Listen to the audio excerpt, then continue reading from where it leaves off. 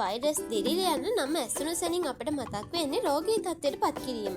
නමුත් අද ෆාමටොක්ස් channel එකෙන් කතා කරන්න බලාපොරොත්තු වෙන්නේ අපේ ආහාර මාර්ගය ඔස්සේ ඇතුළු කරගත යුතු අපේ ආහාර මාර්ගයේ සිටිය යුතු බැක්ටීරියාවක් පිළිබඳව.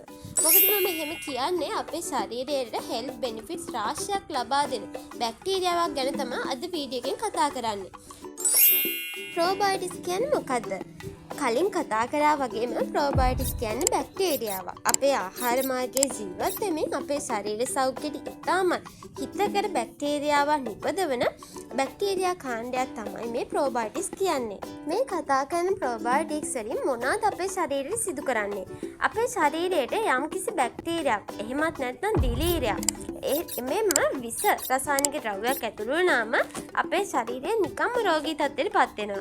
ඉතින් බොහෝ අවස්ථාවලදී ඔබටත් අත්දැකීම් තියෙන්න පුළුවන්. බඩේ කැක්කුම, වමනය, පාචනය වැනි තත්ත්වයන් ඇති වෙලා තියෙන්න පුළුවන්.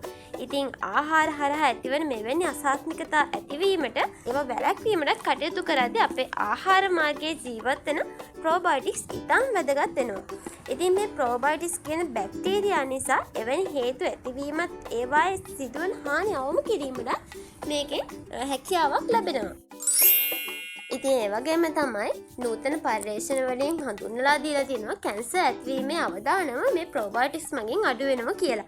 ඉතින් ඒ වගේම තමයි තවත් කාරණයක් වර්තමානයේ තරබාරු පුද්ගලයන් විශාල ප්‍රමාණයක් හඳුනාගෙන තියෙනවා. ඉතින් මේ තරබාරු බව අඩු කරගන්නත් මේ ප්‍රෝබයොටික්ස් මගින් දායකත්වයක් සපයනවා. ඒ වගේම තමයි හොඳ ප්‍රතිශක්තිකරණයක් පවත්වා ගැනීමටත් ප්‍රෝබයොටික්ස් වැදගත් වීම විශේෂ ලක්ෂණයක්.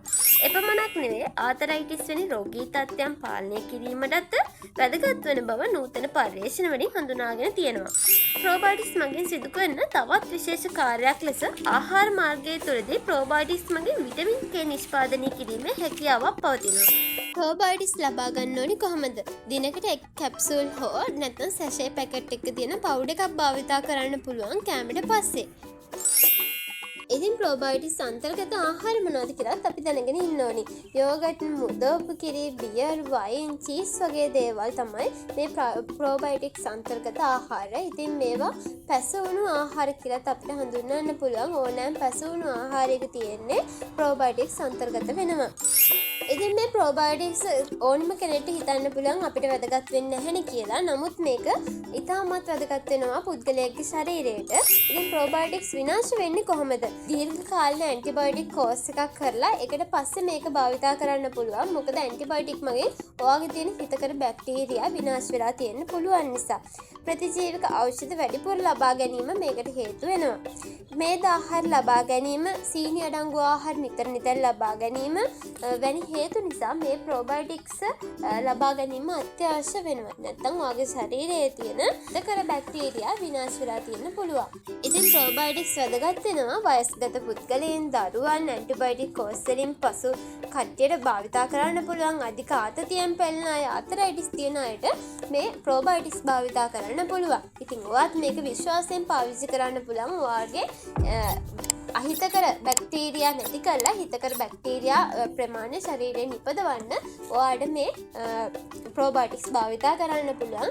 ඉතින් හොඳ බ්‍රෑන්ඩ් එකක් විදිහට අපිට බිෆි පෙන්වන්න පුළුවන්. ඉතින් ඊට අමතරව මේක කැප්සූල් එකක් විදිහටත් නැත්නම් සැෂේ පැකට් එකක තියෙන පවුඩර් එකක් විදිහටත් මේක භාවිතා කරන්න පුළුවන්. ගොඩක්ම පවුඩර් එක පාවිච්චි කරන්න පුළුවන් නම් ගොඩක් හොඳයි. නැත්නම් කැප්සූල් එක හරි පාවිච්චි කරන්න පුළුවන්. විශේෂයෙන් මතක තියාගන්න ඕනේ ගැබිණි මව්වරුන්, වයස්ගත පුද්ගලයන් සහ කුඩා දරුවන් ලබා ගන්නවා නම් අනිවාර්යෙන් වෛද්‍ය උපදෙස් මත පමණක් ලබා ගන්න ඕනි. ඉතින් ඔයාලත් පාවිච්චි කරලා තියෙනවද? ඔයාලගේ අදහස් අනිවාර්යෙන් කමෙන්ට් එකක් දාන්න. ඒ වගේම තමයි මේ බලන වීඩියෝ එක ලයික් එකක් දාලා අපිව සබ්ස්ක්‍රයිබ් කරන්න අමතක කරන්නත් එපා. අපි අලුත් වීඩියෝ එකකින් හමු වෙමු.